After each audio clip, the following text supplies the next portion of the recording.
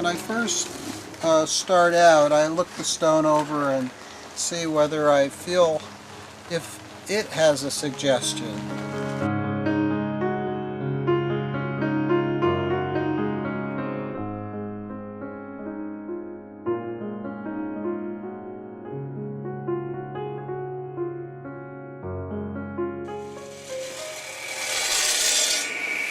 I like it because it's translucent, and I've been working in a whole series of pieces that bring more light into the world.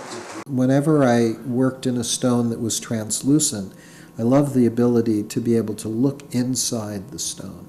I feel like these are dark times and we need to bring more light in with our artwork. So that's what my sculptures are about.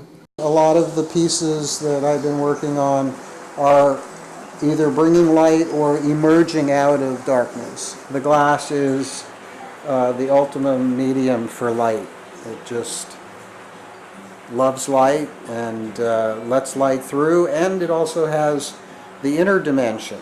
I think that the glass pieces they evolve out of my stone forms. I've been working a lot with either these geometric shapes, simple shapes that can communicate figurative symbolism. When I was a figurative carver, I found that the more realistic I was getting, the more fixed it was. And then the more I went towards minimalism, the more open it was for interpretation.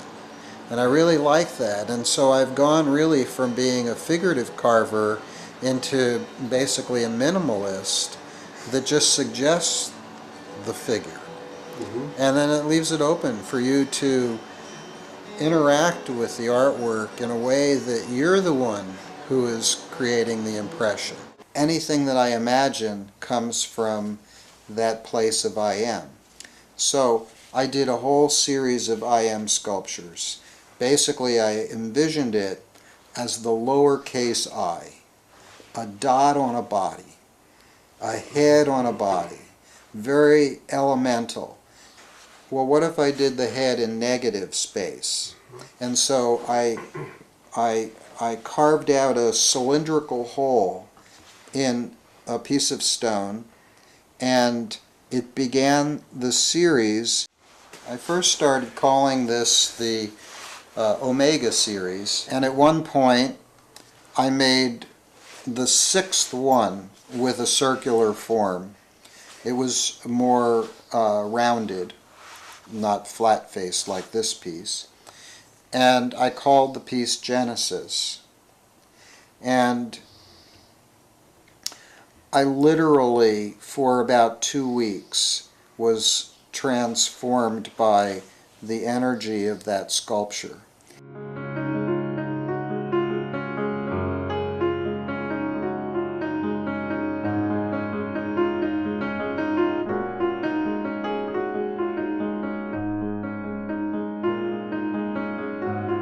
Design is very much a portal. You've got this keyhole-like opening, and the gap is much smaller than, say, the circular hole above it.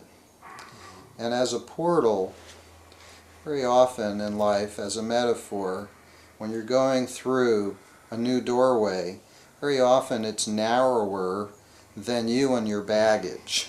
In this particular series, I started calling these peace portals, because I've been a peace activist all these years, and my art I call art for peace. I made one that was 8 feet tall, installed it up on San Juan Island.